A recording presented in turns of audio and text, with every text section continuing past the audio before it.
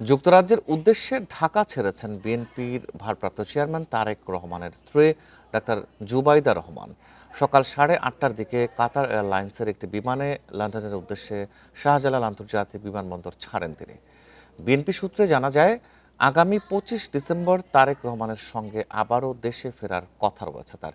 এর আগে গত 5 ডিসেম্বর বিমান বাংলাদেশ এয়ারলাইন্সের BG302 ফ্লাইটে লন্ডন থেকে ঢাকা আসেন জুবাইদা রহমান। বিমানবন্দর থেকেই সরাসরি জুবাইদা রহমান যান রাজধানীর এভারকেয়ার হাসপাতালে।